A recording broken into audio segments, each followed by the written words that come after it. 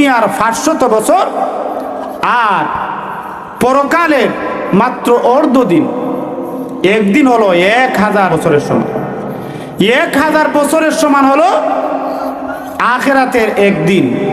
এই জন্য আল্লাহর নবী এক হাদিসের মধ্যে বলছেন, ধনীদের আগে গরিব লোকেরা, ধনীদের 500 বছর আগে গরিব লোকেরা জান্নাতের মধ্যে চলে যাবে। বলেন না সুবহানাল্লাহ। কেন? কারণ তাদের ধন সম্পদ, সম্পদের পরিমাণ কম, এই জন্য হিসাবটাও তাদের এত কঠিন হবে না, সহজ হিসাব হবে। ভাইরা আমার, এই দুনিয়ার ক্ষণস্থায়ী জীবন, এই ক্ষণস্থায়ী জীবন পাইয়ে আমরা কত কিছু করতেছি। দুনিয়াদারি করতে করতে মসজিদের মধ্যে আমরা যাইতে পারি না, 5 ওয়াক্ত নামাজও আমরা পড়তে পারি না। দুনিয়ার 500 বছর আর পরকালের মাত্র অর্ধ দিন। একদিন হলো 1000 বছরের সমান। 1000 বছরের সমান হলো আখিরাতের একদিন।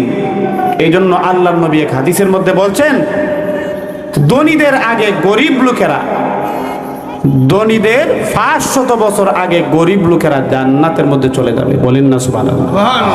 কেন? কারণ তাদের ধন সম্পদ, সম্পদের পরিমাণ কম, এই জন্য হিসাবটাও তাদের এত কঠিন হবে না, সহজ হিসাব হবে।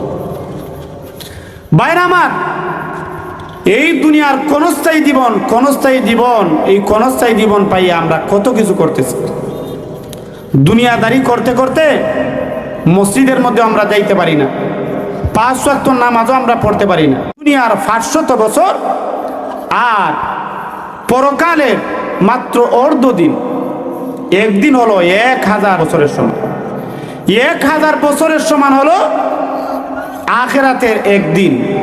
এই জন্য আল্লাহর নবী এক হাদিসের মধ্যে বলছেন, ধনীদের আগে গরিব লোকেরা, ধনীদের 500 বছর আগে গরিব লোকেরা জান্নাতের মধ্যে চলে যাবে। বলেন না সুবহানাল্লাহ। কেন?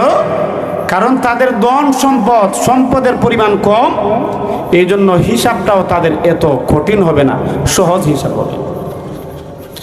ভাইরা আমার, এই দুনিয়ার ক্ষণস্থায়ী জীবন, এই ক্ষণস্থায়ী জীবন পাইয়ে আমরা কত কিছু করতেছি। দুনিয়াদারি করতে করতে মসজিদের মধ্যে আমরা যাইতে পারি না, 5 ওয়াক্ত নামাজও আমরা পড়তে পারি না।